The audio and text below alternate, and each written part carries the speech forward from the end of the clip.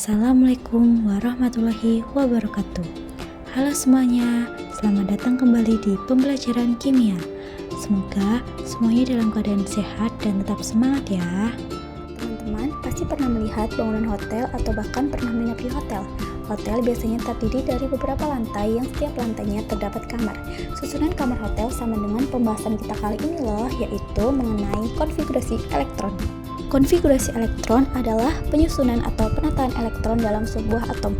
Elektron menempati tingkat energi tertentu dan konfigurasi ini membantu kita menentukan sifat dan posisi unsur di tabel periodik. Dengan memahami konfigurasi elektron, kita bisa mengetahui kulit mana yang terisi, elektron valensi hingga sifat reaktif suatu unsur. Dalam kimia, secara umum, penulisan konfigurasi elektron dapat dilakukan dengan dua cara. Yang pertama, konfigurasi elektron kulit atau sesuai dengan model atom Bohr dan konfigurasi elektron subkulit sesuai dengan model atom mekanika kuantum. Konfigurasi elektron kulit. Pada konfigurasi elektron kulit, elektron mengelilingi inti atom melalui lintasan tertentu yang disebut kulit elektron. Kulit pertama diberi nama K, kemudian L, M, N, O, P, hingga Q. Setiap kulit memiliki kapasitas maksimum elektron. Kulit K maksimal 2, L maksimal 8, M maksimal 18, dan seterusnya. Pengisian dilakukan mulai dari kulit yang paling dekat dengan inti, yaitu kulit K. Dilanjutkan dengan kulit L, M, N, O, P, T. Sebagai contoh, pada unsur 11 Na, konfigurasi elektronnya yaitu 281, menunjukkan bahwa kulit K berisi 2 elektron, kulit L berisi 8 elektron, dan kulit M berisi 1 elektron. Dari konfigurasi ini, kita dapat menentukan elektron valensi. Elektron valensi adalah jumlah elektron pada kulit terluar, di mana pada unsur 11 Na, elektron valensinya adalah 1. Perlu diingat, jumlah elektron maksimal pada setiap kulit hanya diperbolehkan diulang 2 kali berturut-turut. Selain itu, elektron valensi pada kulit paling luar tidak boleh lebih dari 8. Karena itu, nilai elektron valensi hanya mungkin 1-8. Sekarang kita masuk ke konfigurasi elektron subkulit. Pada konfigurasi elektron subkulit, pengisian elektron menggunakan subkulit S, P, D, dan F, di mana setiap subkulit memiliki elektron maksimal yang mampu ditampung. Subkulit S mampu menampung maksimal 2 elektron, subkulit P menampung 6 elektron, subkulit D menampung 10 elektron, dan subkulit F menampung 14 elektron. Pada konfigurasi elektron subkulit, terdapat 3 aturan yang wajib kita ketahui, yaitu prinsip Aufbau, aturan Hahn, larangan Pauli. Yang pertama ada prinsip Aufbau.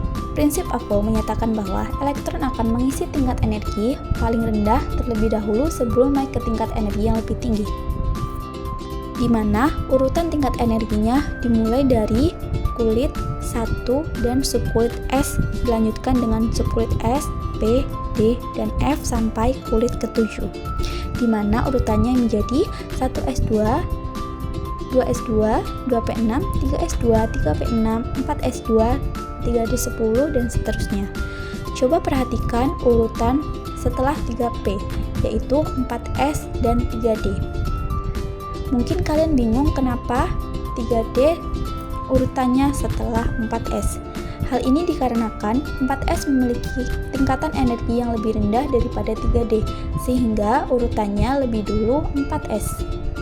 Perhatikan contoh soal berikut. 11 Na, konfigurasinya menjadi 1S2, 2S2, 2P6, 3S1, di mana pada konfigurasi elektron subkulit, elektron valensi diambil dari elektron yang menempati subkulit atau angka kecil yang berada di atas, sehingga pada 11 Na, elektron valensinya adalah 1. Kemudian contoh kedua 16S, konfigurasinya adalah 1S2, 2S2, 2P6, 3S2, 3P4. Jika konfigurasi berakhir dengan koefisien kulit yang sama, maka elektron valensinya diambil dari kedua kulit tersebut, di mana pada 16S berhenti pada 3S2, 3P4, sehingga elektron valensinya adalah 6. Aturan Hahn. Aturan Hahn menyatakan bahwa pengisian elektron dalam orbital harus dilakukan satu persatu terlebih dahulu. Elektron tidak boleh langsung berpasangan sebelum semua orbital terisi setengah penuh. Ini bertujuan untuk memberikan stabilitas maksimum pada atom. Setiap subkulit memiliki masing-masing jumlah orbital atau kotak. Cara menentukannya yaitu jumlah elektron maksimal setiap subkulit dibagi 2, sehingga kita akan mendapatkan jumlah orbital setiap subkulitnya. Asas larangan Pauli. Asas larangan Pauli menyatakan bahwa 2 elektron dalam satu atom tidak boleh memiliki 4 bilangan kuantum yang sama. Dengan kata lain, satu orbital atau satu kotak hanya boleh dihuni oleh 2 elektron, dan kedua elektron tersebut harus memiliki spin yang berlawanan. Aturan penuh dan setengah penuh. Aturan ini berlaku khusus untuk subkulit D dan F. Jika konfigurasi elektron berakhir pada pola tertentu, seperti contohnya pada subkulit D4. Jika berakhir pada subkulit D4, maka konfigurasinya menjadi D5, di mana akan ada satu elektron yang membuat berpindah agar subkulit menjadi penuh atau setengah penuh. Hal ini membuat atom jauh lebih stabil. Contohnya pada unsur 24Cr. Konfigurasinya berakhir pada 3D4, yang mana hal ini tidak memenuhi aturan penuh dan setengah penuh.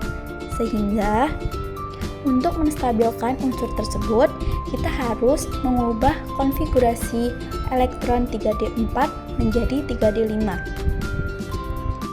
Jika digambarkan, terdapat satu orbital di kotak terakhir yang tidak terisi oleh elektron. Hingga agar stabil, satu elektron dari 4s harus pindah ke orbital 3D yang kosong, sehingga konfigurasinya menjadi 4s1 3d5. Konfigurasi elektron dapat disingkat menggunakan konfigurasi gas mulia. Gas mulia atau golongan 8A seperti helium, neon, argon, krypton, xenon, dan radon digunakan sebagai dasar karena memiliki konfigurasi paling stabil. Penyingkatan ini memudahkan penulisan konfigurasi elektron untuk unsur-unsur dengan nomor atom yang besar.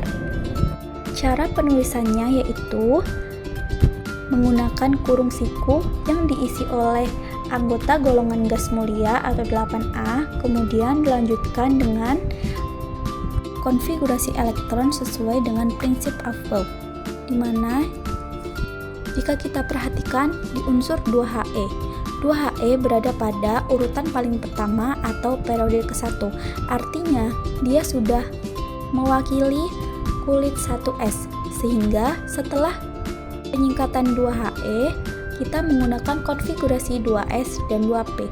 Begitu juga untuk golongan gas mulia selanjutnya. Yang terakhir ada konfigurasi ion. Ketika atom membentuk ion, konfigurasi elektronnya berubah. Jika atom melepaskan elektron, ia menjadi kation, dan kita menghapus elektron dari subkulit terluar. Sebaliknya, jika atom menerima elektron, ia menjadi anion dan elektron baru ditambahkan ke subkulit terluar. Namun, di sini terdapat catatan ketika atom melepaskan elektronnya atau konfigurasi ion positif. Ketika terdapat contoh konfigurasi ion positif, elektron yang dilepas adalah elektron dengan koefisien kulit yang paling besar atau elektron yang menempati subkulit paling luar. Sebagai contoh, pada konfigurasi ion positif terdapat unsur 30Zn. Dan kita harus melepas 2 elektron atau menjadi 30Zn2+. Cara mengerjakannya adalah kita harus membuat konfigurasi elektron atom netralnya, yaitu 30Zn menjadi 1s2, 2s2, 2p6, 3s2, 3p6, 4s2, 3d10. Dimana jika diperhatikan terdapat satu elektron atau satu koefisien yang memiliki jumlah paling besar, yaitu 4s2.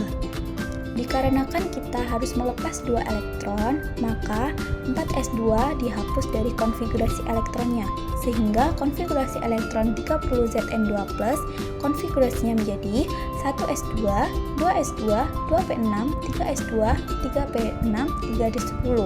Yang mana jika kita sudah melepas suatu elektron, maka kita juga harus menghapus dari konfigurasi elektron. Kemudian contoh konfigurasi ion negatif atau yang disebut dengan anion.